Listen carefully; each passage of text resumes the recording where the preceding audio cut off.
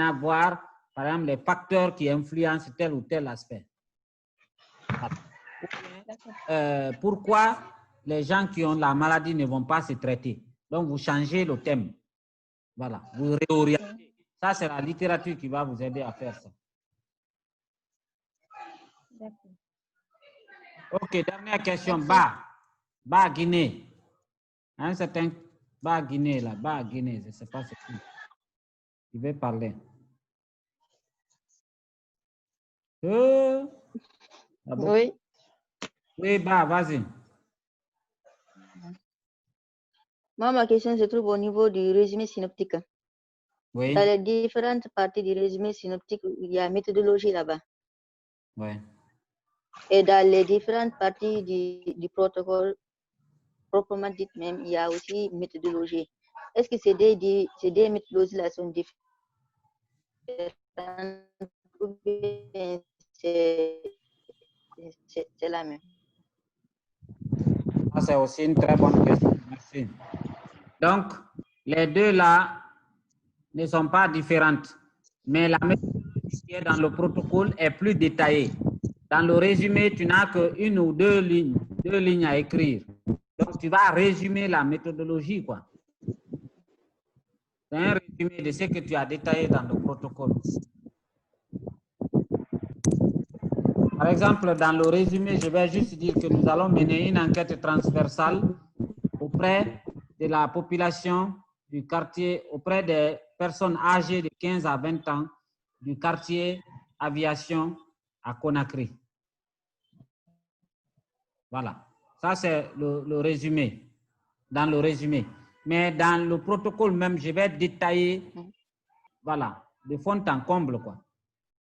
C'est clair? D'accord. Ça, c'est au niveau de l'introduction. Voilà, pour l'annonce de l'objet de la recherche.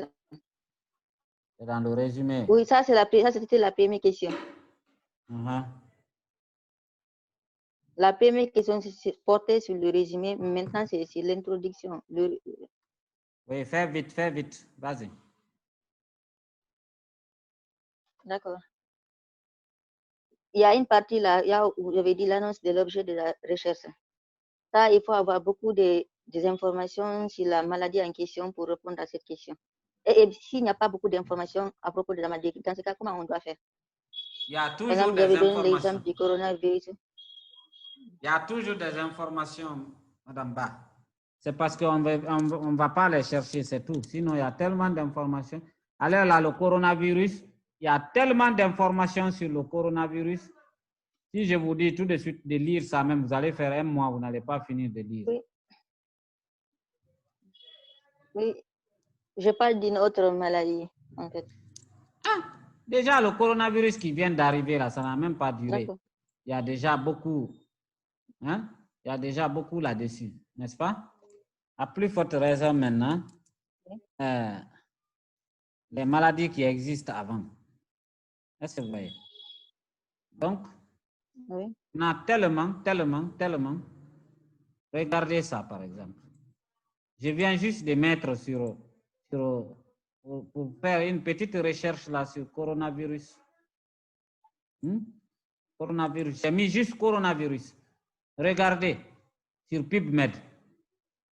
Il y a 25 338 résultats sur coronavirus.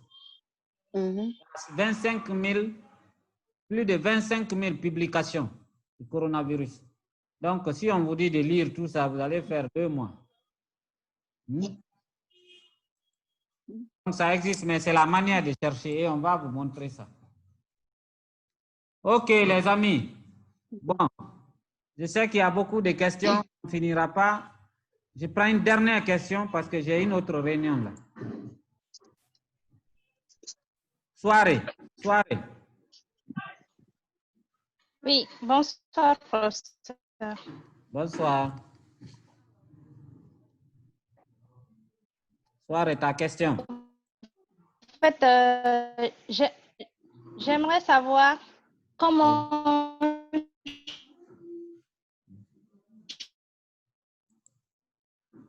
Entrez.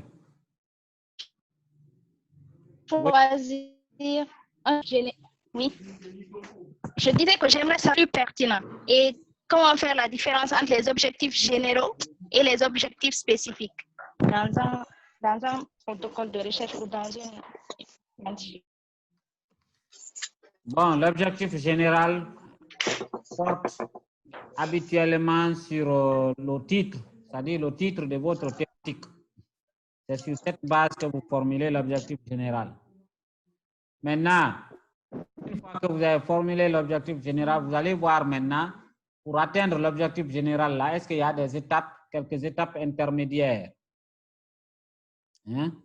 Est-ce qu'il y a des éléments, des sous-composantes, n'est-ce pas, de cet objectif général?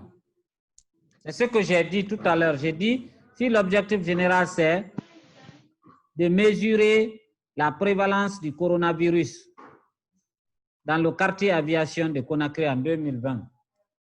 Ça, c'est l'objectif général.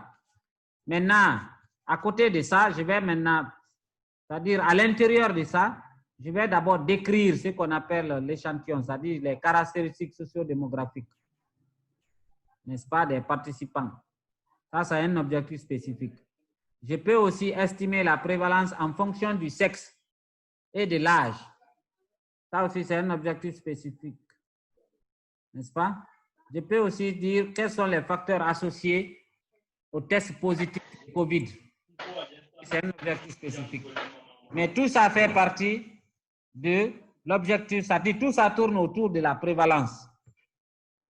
Voilà, qui est l'objectif général. Donc, c'est comme ça. D'accord, merci, professeur. Et ça, c'est vos directeurs de thèse qui vont vous aider aussi à comprendre et à définir les objectifs spécifiques. Si vous allez les consulter, bien sûr, vous les étudiants là. Ok, voilà les amis, je vous invite à relire les diapositives avant de venir au cours. Parce qu'il y en a qui ne lisent pas. Or, il faut les lire et il faut même faire des recherches sur Internet avant de venir au cours. C'est ce qui rend le cours intéressant parce que vous allez poser des questions intéressantes et en répondant aux questions, tout le monde va en bénéficier. Voilà. Donc, ce n'est pas facile de faire une formation à distance avec les choses. Ouais, Isiaga, la prochaine fois, tu seras le premier à poser la question. Donc, les amis, merci beaucoup.